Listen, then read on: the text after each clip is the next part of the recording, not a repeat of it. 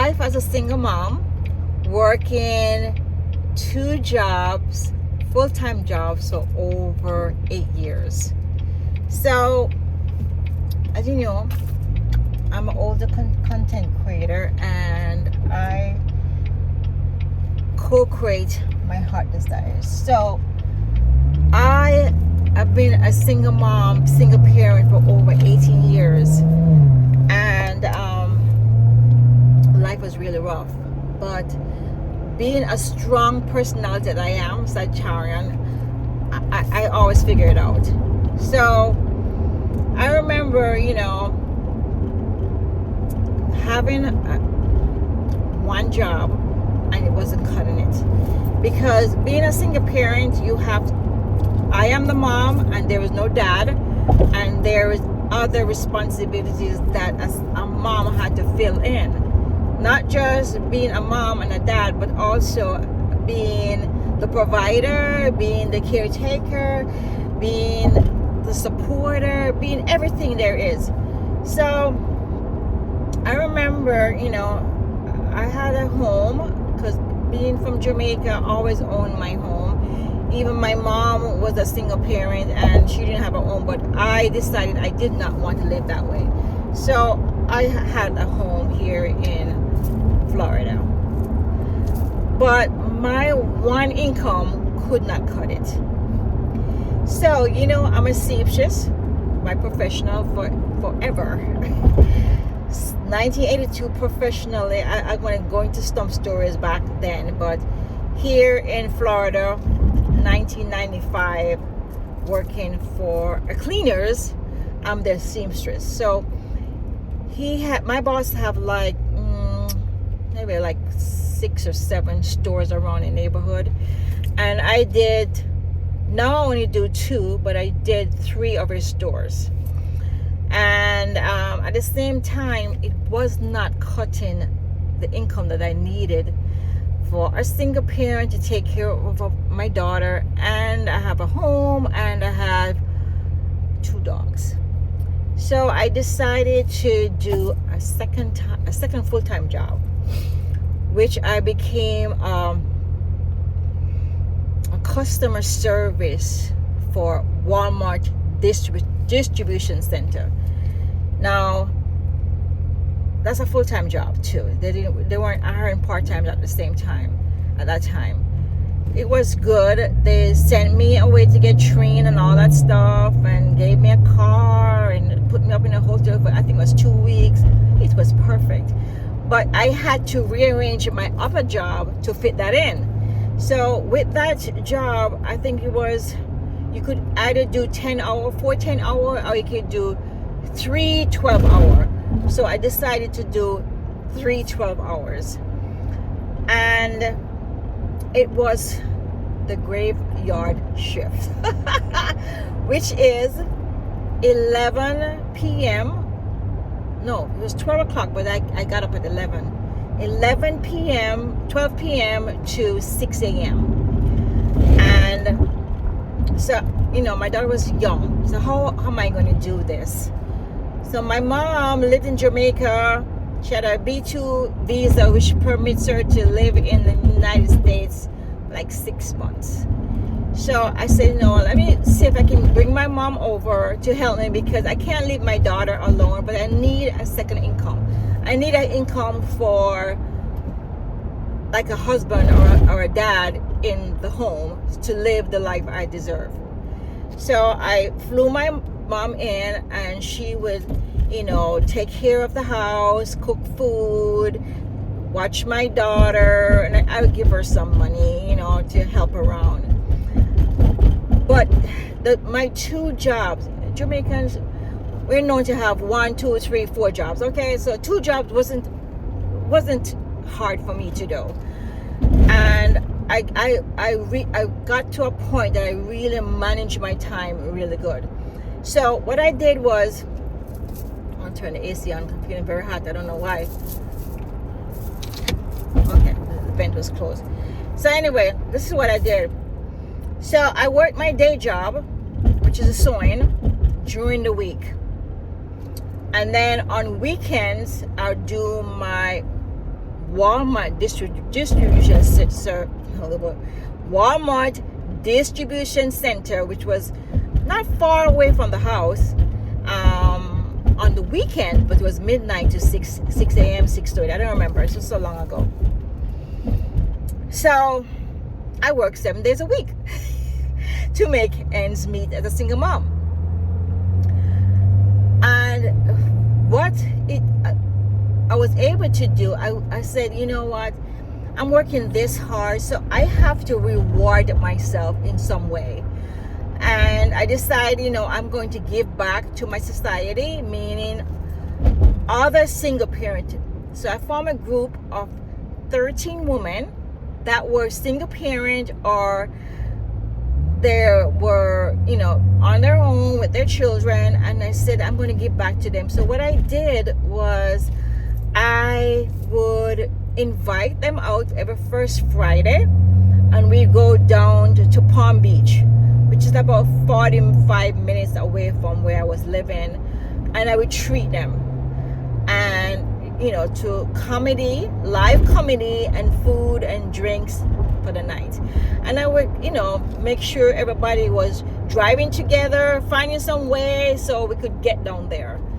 And sometimes I would even I remember I tell my daughter, go on 95.5, they always have giving away tickets, and she will win like 20 tickets for me, so I don't have to pay for them to go in, but I would still want to give back. So whatever way it could help, I was giving back. And I'm telling you, the joy that it brought me to see women just getting away for a few hours to just laugh and eat and drink and be merry was the best part of the whole thing. So I would do that once a month. And then some people say, but you don't have a life, you work 7 days a week. I did have a life, but my life wasn't meaning, it wasn't a half an hour here, it was an hour here, it was another hour here. It wasn't big chunks of hours. It was just small little windows. So I really adapted to my phone, my calendar, and schedule in little party times, fun times, movie time, getaway, nail time. So my hours was really jam-packed for the week. What I'm trying to say is, guys, everybody get into circumstances of what's going on, either getting divorced, either get into situationships, get pregnant, have children, and get left without a father figure around, and then you have to become the father figure. And you just have to get very clear on your heart desire, what you really want to aspire for yourself and your children, and then put it bite sizes what you're going to do. And of course, pray about it. And when you pray about it and put your prayers up to him, he will provide a way. He did provide a way for me. It took me about 8 years to get out of that situation, but I jumped the ladder from being a customer service to agent to a driver coordinator, which got more pay and more benefits and more bonuses and stuff like that. But I lived that life for 8 years or more. I don't remember how much it is. It was 8 years more, and I live a really fulfilling life. Although my life wasn't like glamorous, but I was able to give back. I was able to enjoy my life with my daughter. I was able to live the life I deserve. I had a home that I had a mortgage on, so it wasn't like a rental. I had dogs. I had a beautiful. You can create your heart desires, but you have to be very clear on what you want, and then put it in bite sizes and take those steps. And I asked him, what can I do? What can I do? And he brought those opportunities available for me, and I took those steps, applied, and got the position. And I remember, when I applied for that job, I called. I called every week. What's going on? I called because guess what? I wanted that job. Yes, they have the job offered, but guess what? 1,000 or more people had applied for it. I wanted that job, so I called and figure out and touch base. What's going on? What's the next step? Because I desire that job. So sometimes you have to make the effort. You can't just sit down and wait. You have to make the effort and push forward and see what happens. Not force. Do your part. Do your part, and God do his part, and see what happens. And that allowed me to live a life that I really, really enjoyed, being a single mom and giving back to my society at the same time. Because how I was brought up back home in Jamaica, you earn a living, you give 10% back to society. You get, I usually give back 10% to the church, but the church doesn't really do what I desire to give back to the world. So I desire, I ask myself this question: what do I want to give back? And I want to give back to other single parents. So I'll take them out, I'll share my life with them, I'll help them with whatever way I can, emotionally, physically, or monetary. And it's worked out for me, and it's another step to my true life to where I am right now. And I don't look at disappointments. I mean, I didn't work out with my daughter's dad. I don't look at it as disappointment. I look at it as growth. How can I learn from this? What can I learn from this? How can I be better of this situation? I don't sit down and cry, oh me, oh my. No, that's not going to help. That is not going to help. Sometimes we just have to, put things, yes, we made a mistake, or yes, stuff happened, but how can we change it for the better? And when we take those steps, trust me, God is working out everything for your great. Sometimes you feel as if it's not really working out, but it is. It's just the steps connecting you to the next step, and it has connected me, because where I am now at 60, I couldn't imagine that I would be here. I'm building a house for my daughter and my grandbabies. So guys, don't look at as if troubles and worry. Don't do that, because when you focus on that, it expands.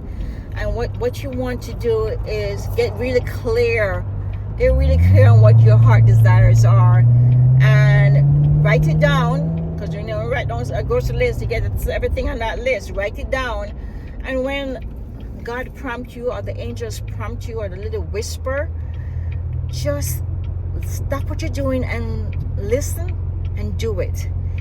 You are doing your part, and when you do your part with faith and gratitude, then he does his part. And sometimes the parts are connecting you to the next step, the next era in your life, the next where you need to be to level up. And it's not just a destination, it's enjoying the process, enjoying the whole journey. When you enjoy the whole journey with a grateful heart, the results is phenomenal. So just jumping on here. I'm editing this Friday evening. I'm heading to get my lashes done and the facial done, and I decided to just jump on and tell you, a little snippet of my life, where I've been. I have so much to tell. My name is Jacqueline Young Landy with JYL Image and Lifestyle. I'm all about creating your heart desires right now. I wrote a book. It's called This Is Not a Practice Life. It's a bestseller on Amazon.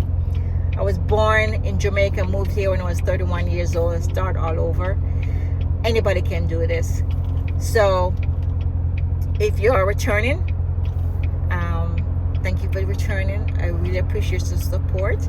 If you're new here, please subscribe so you won't miss any, and hit the bell button so you won't miss any of my video. I'm all about creating your heart desires, and everything starts with the mind.